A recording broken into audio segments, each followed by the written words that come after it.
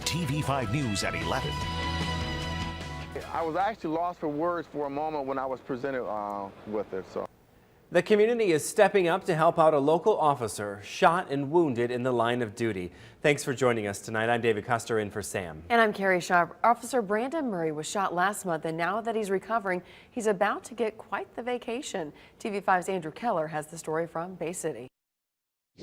I knew the dangers, that we all face, so day in and day out. And in early February, those dangers became reality for Officer Brandon Murphy. The Bay City officer was responding to a breaking and entering call when shots rang out.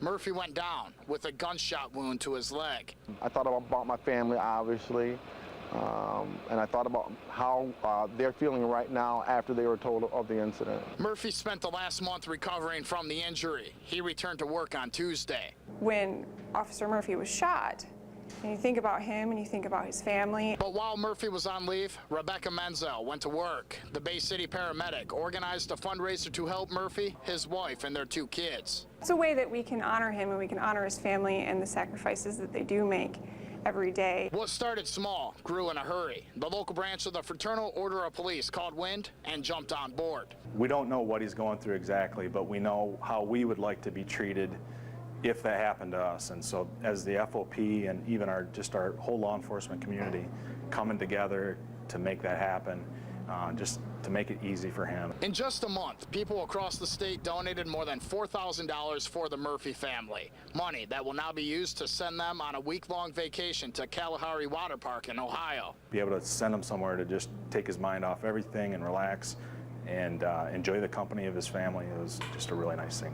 A well-deserved break for Officer Murphy, who definitely did not see this coming. Didn't expect anything, but was really surprised by it. Now, most of the money raised came from the police, fire, and EMS community. Murphy says he's not sure when he and his family will make the trip to Ohio, but for now, he says he's very happy to be back to work. For now, live and local in Bay City, Andrew Keller, WNEM-TV5. Drew, thank you. Now, police say 17-year-old Jacob Hagland is responsible for shooting Officer Murphy. Murphy returned fire, hitting the teen, and he later died from his injuries. Switching gears to a live look over downtown Flint on another chilly night. But tonight, those numbers are actually on the rise. Chief Meteorologist Brian Bachman has the good news for us. That sounds nice, Brian. That's right. We're finally made it to the finish line here, so to speak. The temperatures kind of holding steady the last couple of hours, and then they're going to start to rise overnight. And we're not going to be stopping that trend anytime soon. Looking at your First Warn 5 Sky Tracker tonight, we've seen increasing amounts of cloud coverage over a good portion of the evening. Also a couple of bouts of some scattered flurries, really nothing more than nuisance-type snowflakes kind of keeping us company, so to speak, on this Friday evening. May break into some clear skies briefly before Clipper System number 2 over northern Minnesota rolls in around the time of daybreak tomorrow and kind of impacts our weather for the first half of the weekend. But take a look at this map.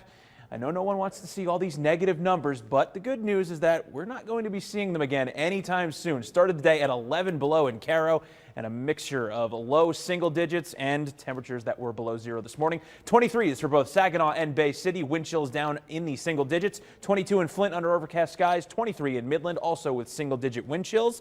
But how's this for a nice change of pace? Snow showers aside, not a bad day. 32 already at the freezing mark just by lunchtime tomorrow. Like we said, we're not stopping there. Full details coming up in your forecast. Brian, thank you. New details tonight on the shooting of a federal judge in Detroit. A $25,000 reward is now on the table for information leading to an arrest. Flint federal judge Terrence Berg was shot in the leg outside his Detroit home last night. The FBI says it appears to have been an attempted robbery and that it is not related to his work as a judge. 2 young men fled in a dark sedan, possibly a Dodge Charger. If you have information on this crime, you are asked to contact the FBI Detroit field office. As for Berg, he underwent surgery today. He is reportedly doing well. Saginaw police are investigating the city's first homicide of the year. A man was killed around 10 last night in the 100 block of South 4th Street. Police found the 34-year-old victim inside a car. No word on any possible suspects. If you have any information, you're asked to call the Saginaw Police Department. A consumer alert tonight. Chrysler is recalling more than 700,000 minivans and SUVs due to faulty ignition switches that could cause them to stall unexpectedly. The recall covers Dodge Journeys, Chrysler Town & Countries, and Dodge Caravans from 2008 through 2010. The company warns drivers to remove everything but the ignition key from their key ring until repairs are made. Chrysler says parts will not be available until April.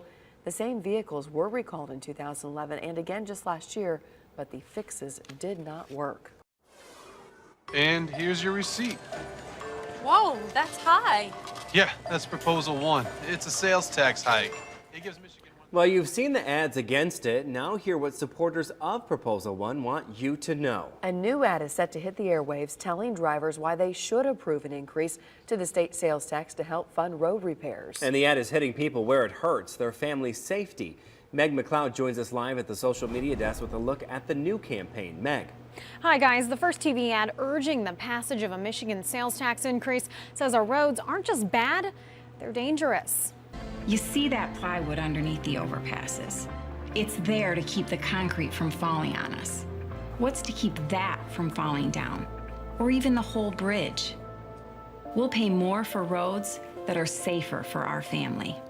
A group called Safe Roads Yes will begin airing this ad on Monday, urging people to vote yes on Proposal 1 this May. The proposal will increase the sales tax from 6% as part of a widespread effort to raise funding to fix Michigan's crumbling infrastructure. Opponents of Proposal 1 started running ads last month, saying most of the money from the sales tax increase to 7% will go to, quote, special interests. We've posted the latest ad on our Facebook page and asked you if it's changed your vote. Gwen says no, lawmakers have 19 cents a gallon to use for roads already. But Joyce says it won't kill us to raise the sales tax to 7%, especially if the gas tax is left alone. And Tony simply says vote yes. Michigan needs to fix these roads. Remember, you can join the discussion on our Facebook page right now. Reporting live at the social media desk, Meg McLeod, WNEM-TV5. All right, Meg, thank you. And if you're still undecided about Proposal 1, TV5 is here to help. March 18th, we will partner with WSGW to host a town hall meeting at SVSU. Local lawmakers and advocacy groups will be on hand to answer questions about the proposal. We'd love for you to attend, or you can watch the whole thing live on our sister station, My5, beginning at 7 p.m.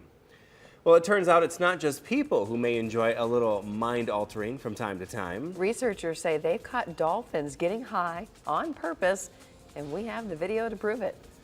And San Francisco surgeons have completed an impressive feat. Details on their transplant chain coming up.